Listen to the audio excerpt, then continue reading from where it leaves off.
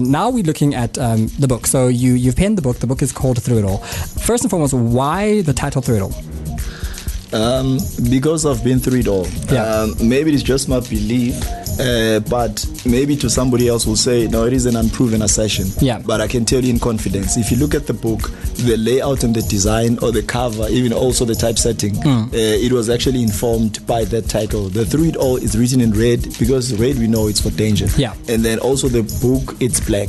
Now, you know, when there is darkness in your future, you know what is that supposed to mean? And you see there are clouds in there, and then there is that color orange, and there is the black, which resembles and represent a man or a snazzy dresser, and there is the orange.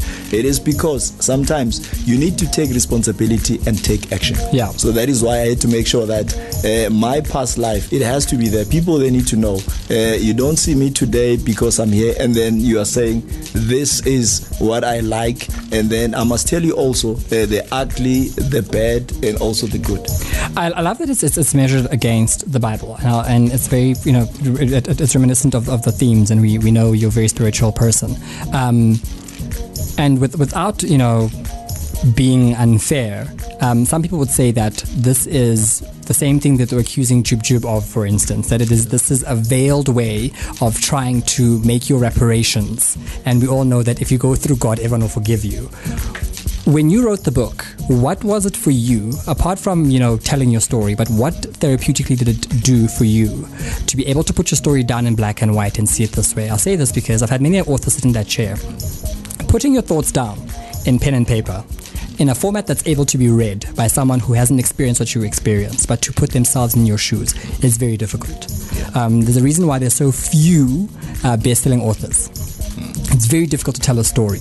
But also the therapy of that is amazing. I was speaking to Rudy Clappy not so long ago, and she was saying how when she wrote her book, it was possibly the best therapy she's ever gone to, and also the cheapest as well. What for you was iconic about putting your story down, apart from telling the story to everyone else? What did it do for you personally? You know, in my book, I do not dare compare myself to the likes of Gandhi, to the likes of Mother Teresa, or maybe, you know, from a late statesman, Nelson Mandela. But, you know, I'm talking about changing the world.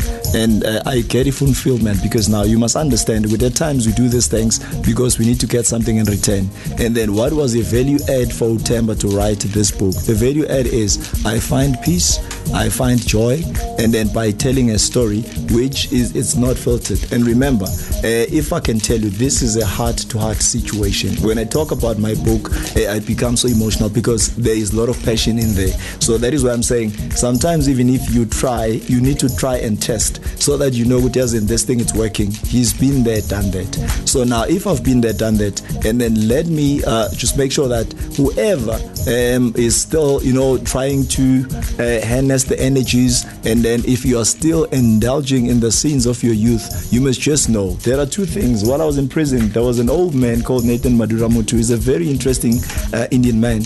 That guy told me two things. He said, Themba, there is a law of karma and there is a law of retribution, and are very real among us. So you must just know whatever that you do today, it will definitely come back to you.